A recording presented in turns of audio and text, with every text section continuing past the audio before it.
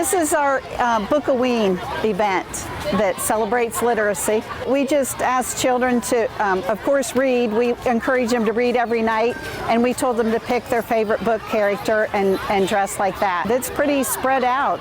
A lot of different characters this year. I've had to ask a few of them what book that's from, but the good news is they've been able to tell me about the book. They like to show off for the kids and introduce them to good books. So we've got a lot of themed adult costumes this year too. We have the Queen of Hearts with one of her servants, Cheshire Cat, the White Rabbit, Alice, the Mad Hatter, and Tweedledee and Tweedledum. I had done it at another school, but honestly I think that my team and I just came up with it one year because we wanted students to be able to celebrate Halloween, but we wanted to put an educational twist to it, so we came up with the Book-O-Ween.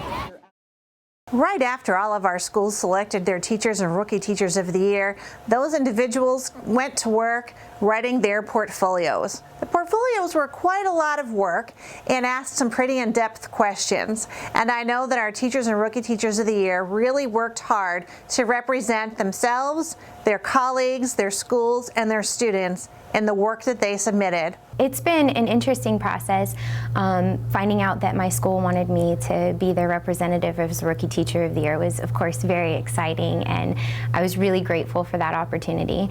As far as the process is concerned, it's interesting because we are pre-K. During the day things are crazy, and then I'm a mom of 3. So when I get home, I can't just sit right down and get to work on the portfolio. So when I first started, it was a lot of late nights and a lot of thinking. Thankfully, I love writing and I love doing research papers. So the research portion of the portfolio was very easy for me. I knew, okay, this is the problem, here's a solution that could be plausible for our district. The rest of it, however, where you kind of have to brag on yourself a little bit, was very difficult for me. It's nerve-wracking and exciting all at the same time. I rewrote it quite a few times, and my husband would sit there with me for hours, and I'd be like, okay, how does this sound? How does this sound? And I think that the most difficult part for me with writing the portfolio was the questions were so specific. The questions that weren't about how I support my children socially and emotionally. To me, that is teaching. When they come here, we have to get them in a place of executive functioning in order for them to be able to learn. So we have to love them and nurture them. Our committees are busy reading and scoring those portfolios right now. Scores are due very soon, and interviews for the folks that make it to the next phase of the Golden Apple process will be held in mid-November. And then we look forward to celebrating with all of our school-based teachers and rookies of the year at the Golden Apple Gala, January 24th. This weekend here at the Silver River Museum on November 9th and 10th, Saturday and Sunday, we will have our annual Ocali Country Days Festival. The festival has been running for over 20 years. It's the major fundraiser for the museum, and it's a cross between a county fair, a reenactment, and a folk festival. So it's stepping back in time into the 1800s here in Marion County in north central Florida. And there's food, music, vendors, Civil War reenactors, Seminole tribal members from South Florida, and lots of hands-on and educational activities for families and the general public to visit and see. We do charge admission at $7 per person, but the park entry is free. So it's a great weekend to visit Silver Springs State Park. There's no state park admission, which is nice because people can come out, visit Silver Springs for free, come over, visit the festival, see the museum. So it's a good weekend to come. There's live music all day, which is a great value. We have live bands. There's food and lots of vendors, and then craft demonstrations. And these are great traditional things like sugarcane syrup making and blacksmithing and weaving and spinning. So those folks will be here demonstrating those crafts and skills from the not too distant past.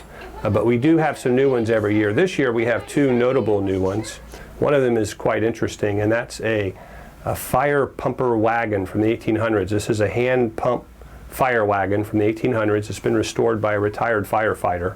And there'll be an 1800s fire station set up as a as a kind of a living history demonstration where people can walk in and see how the volunteer firefighters would have lived back in those days. The other nice addition this year is a couple that have bought an authentic 1800s chuck wagon and restored it.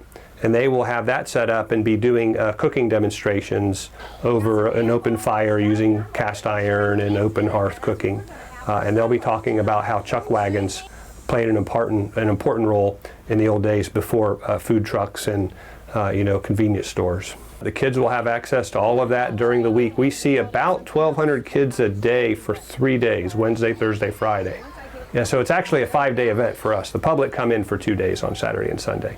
And instead of the live music on the school days, we have a big petting zoo. Every October for nearly 50 years, the Fine Arts for Ocali event springs to life. This year, over 50 schools from across Marion County had art displayed, giving the students a chance to be showcased right next to professional artists. We do have a very strong community of artists in Ocala, and what's nice is having our kids join the professionals and to see how closely knit our community of artists are. The other great thing about this show is that it exposes not only our students get to actually come and see their work, which is really special because this is a free art show where kids get to come and they get to see not only their own work but professional artists and many different styles, some of the styles that we're actually learning about within our own classrooms. At the middle and high school level, the artwork is judged first through third place with an honorable mention. So each school, the children will receive a first, second, third, or fourth. At that point, the first place winners of each school within middle school or within high school will be judged against one another to come up with county placements. And on the elementary level, all students get participation ribbons, and so that's a big deal for them as well. And we really appreciate this community has really come out and supported the arts, and so this is another way to highlight and thank our community for what they do to support our programs.